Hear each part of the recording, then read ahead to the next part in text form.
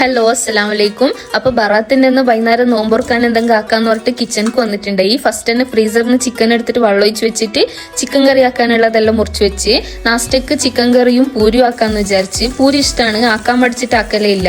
ഇന്ന് പിന്നെ വേറെ പണിയൊന്നും ഉണ്ടായിട്ടില്ലല്ലേന്ന് ആക്കാൻ നിന്ന്. കറിയാക്കാൻ ഫസ്റ്റ് ഉള്ളി, വെളുത്തുള്ളി, പച്ചമുളക്, കരിയാപ്പില, ഉപ്പ് എല്ലാം ഇട്ടിട്ട് മിക്സ് ആക്കിയിട്ട് അതിലേക്ക് ഉരുളക്കിഴങ്ങ് ഇട്ടിന്. കറിയിട്ട് ഉരുളക്കിഴങ്ങ് എനിക്ക് ഭയങ്കര ഇഷ്ടമാണ്. പിന്നെ അതിലേക്ക് തക്കാളി ഇട്ടിട്ട് നല്ല മിക്സ് ആക്കിയിട്ട് അടച്ചു വെച്ച് പിന്നെ തക്കാളി നല്ല ഉടഞ്ഞു വന്നിട്ടുണ്ടായി.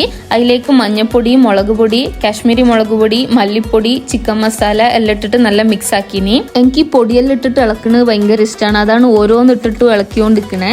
പിന്നെ അതിലേക്ക് ചിക്കൻ ഇട്ടിട്ടുണ്ടായി. ആ വീഡിയോ എടുക്കാൻ മറന്ന്. അപ്പൊ നോക്കുമ്പോൾ അവിടെ ഒരു മാഗിന്റെ മസാല ഉണ്ടായി. അതും എടുത്തിട്ട് എന്റെ കണ്ണിൽ എന്തെല്ലാം കാണും എല്ലാം പെറുക്കി ഇടുന്നാന്.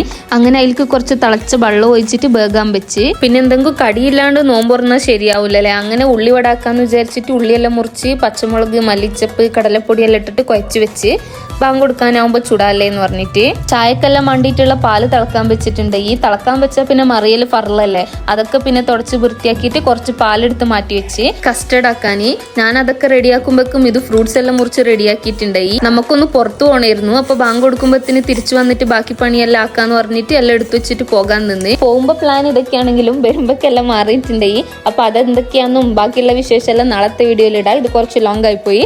അപ്പൊ ശരി, നാളെ കാണാം. ബൈ.